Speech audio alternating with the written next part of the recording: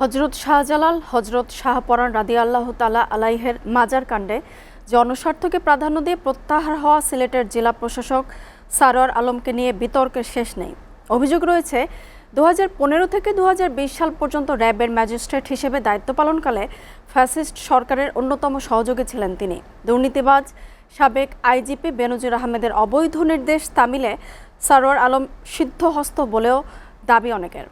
সবশেষ হজরত শাহজালাল রহমতুল্লাহ আলাইহের মাজারের দানবাক্স সিলগালা করাকে কেন্দ্র করে নতুন করে সৃষ্টি হয় নতুন বিতর্ক। সারোয়ার আলমের দৃষ্টান্তমূলক শাস্তি দাবি করেছেন সিলেটের সাধারণ মানুষ। বিস্তারিত ডেস্ক প্রতিবেদনে। সারোয়ার আলম 2015 সাল থেকে 2020 সাল পর্যন্ত ছিলেন র্যাবের ম্যাজিস্ট্রেট। তৎকালীন র্যাব মহাপরিচালক বেনজির আহমেদের ডানহাত হিসেবে কাজ করেছেন তিনি। ফ্যাসিস্ট আমলের সব অবৈধ নির্দেশ প্রতিপালনে তিনি ছিলেন অগ্রগামী। উদাহরণসহ অভিযোগ রয়েছে দুর্নীতি অপকর্মের সব ফন্দি ফিকির রপ্ত করে মানুষকে নিঃস্ব করাই উদ্দেশ্য ছিল তার। বিশেষ করে মোবাইল কোর্টের নামে ব্যবসায়ীদের হয়রানি, জবরদস্তিমূলক কর্মকাণ্ডে আওয়ামী সিন্ডিকেটের সহযোগী সারোয়ার। দুর্নীতি ও ক্ষমতার অপব্যবহারের জন্য সঙ্গী বেনজিরের বিচার হলেও সারোয়ার এখনও ধরাছোঁয়ার বাইরে থাকায় ক্ষুব্ধ ভুক্তভোগীরা। যে ব্যাপারটা ঘটে গেছে এটা আসলে খুব বাজে হয়েছে, কারণ ডিসি হিসাবে হয়তো কোনো না কোনো মানুষের প্ররোচনার কারণে এটা ঘটাই গেছেন। উনি যদি সরকারের ভাবে হস্তক্ষেপ করতেও চান তাহলেও ওনাদেরকে নিয়ে করা উচিত ছিল। উনি দান বাক্স গণনা করেছেন, ওইখানেও সরকম পরিবারের কেউ ছিলেন না। গেল বছর 18 আগস্ট সিলেটের ডিসি হিসেবে দায়িত্ব নেন সারোয়ার আলম। 10 মাসের মাথায় মাজার কাণ্ডে ফের বিতর্কের মুখে পড়েন তিনি। পুরনো দানবাক্স সিলগালা করে নতুন দানবাক্স স্থাপন করা হয়, সিলগালা করা হয় ঐতিহাসিক 3টি দানের ডেগো।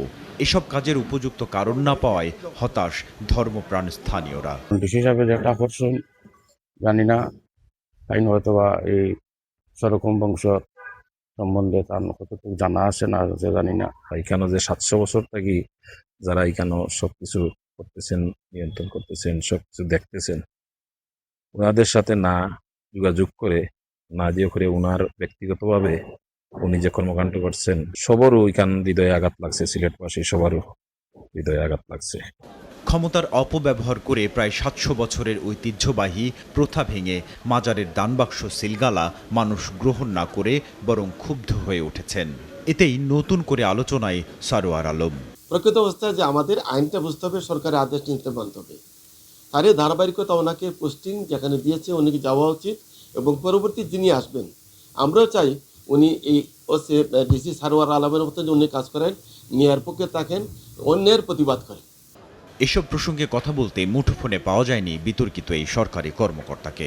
আপনার ডায়ালকৃত নাম্বারটি সাময়িক সময়ের জন্য বন্ধ আছে। SATV news desk.